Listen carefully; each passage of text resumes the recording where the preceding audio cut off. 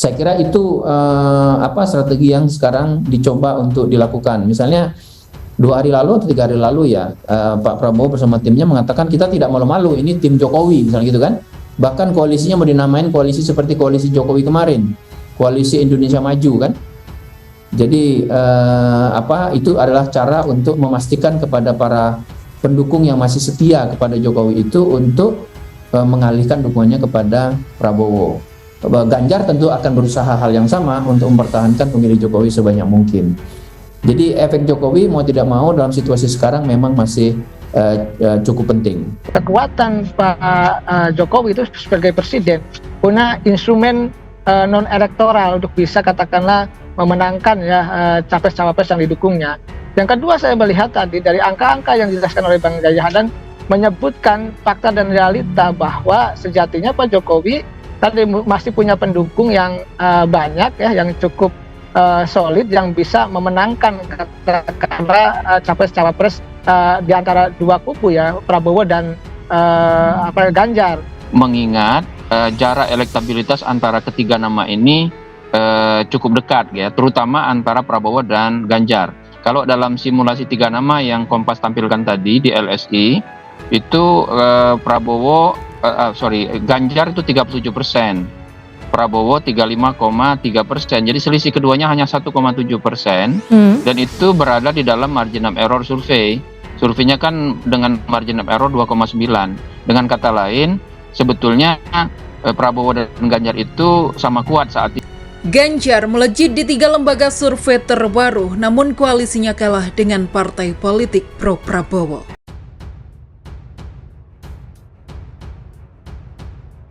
Tiga lembaga survei yang dilaksanakan Litbang Kompas, SMRC, dan Lembaga Survei Indonesia atau LSI merekam pamor Gubernur Jawa Tengah Ganjar Pranowo yang semakin melejit mulai meninggalkan 2 rival terdekatnya, Ketua Umum Partai Gerindra Prabowo Subianto dan mantan Gubernur DKI Jakarta Anies Baswedan.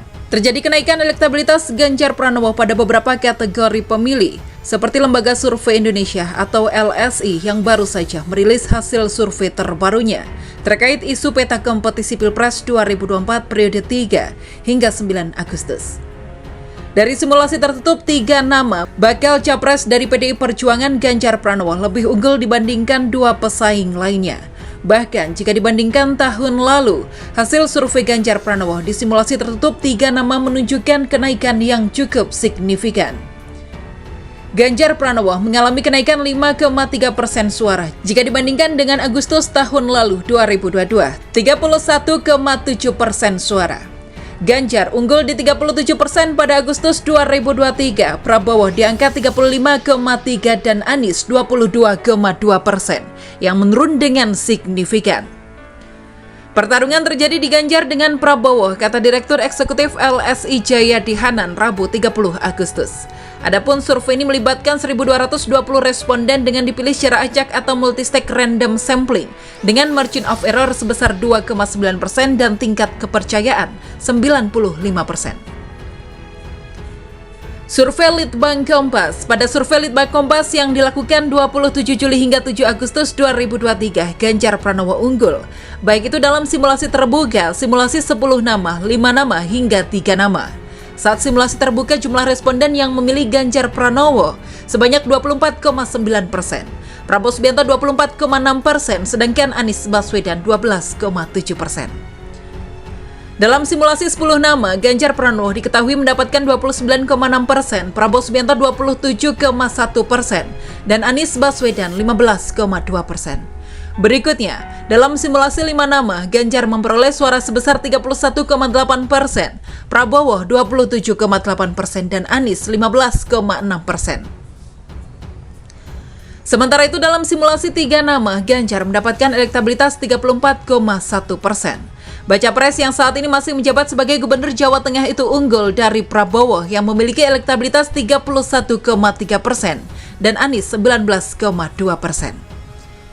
Survei SMRC. Hasil survei terbaru Saiful Mujani Research and Consulting atau SMRC yang dilakukan pada 31 Juli hingga 11 Agustus 2023 memperlihatkan Ganjar Pranowo masih berada di posisi teratas pada simulasi 3 nama capres. Ganjar Pranowo unggul dengan elektabilitas 35,9%. Menyusul di bawahnya Prabowo Subianto dengan elektabilitas 33,6%, lalu Anies Baswedan masih berada di urutan terakhir dengan elektabilitas 20,4%. Dengan demikian, dari ketiga survei kompetisi Capres di simulasi Pilpres 2024, Ganjar Pranowo masih unggul dari Prabowo. Selisih jumlah responden pemilihnya pun tidak terlampau jauh, sementara Anies Baswedan masih tetap berada di posisi ketiga.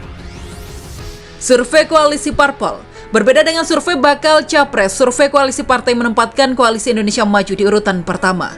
Menurut lembaga survei LSI dan IJA, perolehan suara partai pro Prabowo masih yang tertinggi, sebesar 39%. Sementara perolehan total suara partai pro Ganjar berada di urutan kedua sebesar 25,2%, dan suara pro Anies berada di urutan ketiga sebesar 14,5%. Kata Ade Mulyana, peneliti LSI dan IJA Rabu 30 Agustus.